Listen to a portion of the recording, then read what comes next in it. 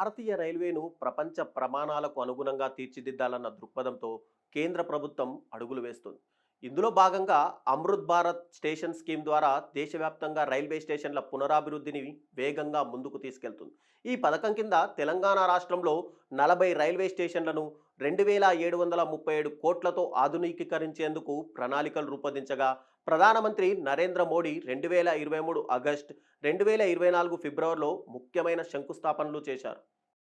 Amrit Bharat station scheme విస్తృత ప్రణాళికలో భాగంగా భద్రాచలం రోడ్ రైల్వే స్టేషన్ కూడా అత్యాధునిక సౌకర్యాలతో పునర్నిర్మాణం చేపట్టారు.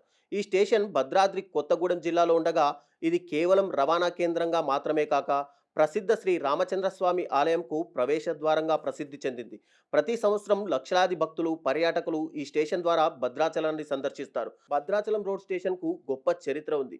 నిజాం హయాంలో బొగ్గు రవాణా కోసం ఈ స్టేషన్ నిర్మించబడగా, అనంతరం హైదరాబాద్, విజయవాడ, వరంగల్ వంటి నగరాలతో కనెక్టివిటీ పెరిగి ఇది కీలకమైన రైల్వే హబ్గా మారింది. ఇటీవల భద్రాచలం రోడ్, సత్తుపల్లి మధ్య కొత్త రైల్వే లైన్ నిర్మించగా, ఇది సింగరేణి కాలరీస్ కంపెనీ, దక్షిణ మధ్య రైల్వే సంయుక్త ప్రాజెక్టుగా అభివృద్ధి చెందింది.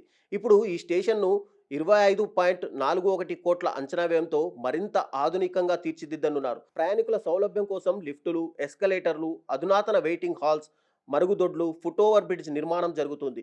ప్రస్తుతం 45% పైగా పనులు పూర్తవగా, మిగిలిన పనులు వేగంగా పూర్తి చేసేందుకు అధికారులు కృషి చేస్తున్నారు. స్టేషన్ ముఖద్వారం నూతన రూపంలో ప్రత్యేక ఆకర్షణగా నిలవనుంది.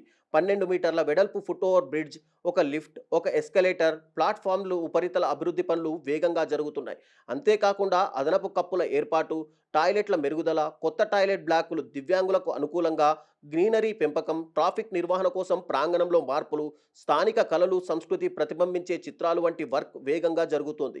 స్పష్టమైన కోచ్, రైలు సూచిక బోర్డులు ఏర్పాటు చేస్తున్నారు. భద్రాచలం రోడ్ స్టేషన్ను నాన్ సబర్బన్ గ్రేడ్ 4గా వర్గీకరించారు. సికింద్రాబాద్ డివిజన్ పరిధిలోని ఈ స్టేషన్ నుంచి సగటున రోజు 8,000కు పైచిలకు ప్రయాణికులు ప్రయాణిస్తున్నారు. వార్షికంగా ఇది సుమారు 7.61 కోట్ల ఆదాయం పొందుతుంది. ప్రస్తుతం 3 జతల రైళ్లు ఈ స్టేషన్ నుంచి ప్రారంభమవుతుండగా, మరో 2 రైళ్లు ఇక్కడ ఆగుతున్నాయి.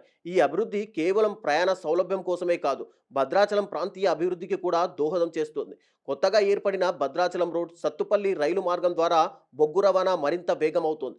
ఇది సింగరేణి కాలరీస్, దక్షిణ మధ్య రైల్వేల భాగస్వామ్యంతో అభివృద్ధి చేయబడింది. రాబోయే నెలల్లో అభివృద్ధి పనులన్నీ పూర్తి చేయాలనే లక్ష్యంతో అధికారులు తీవ్రంగా కృషి చేస్తున్నారు. ప్రయాణికులకు మెరుగైన అనుభవం కల్పిస్తూ ప్రాంతీయ అభివృద్ధికి దోహదపడేలా భద్రాచలం రోడ్ స్టేషన్ కొత్త రూపాన్ని సంతరించుకుంటుంది.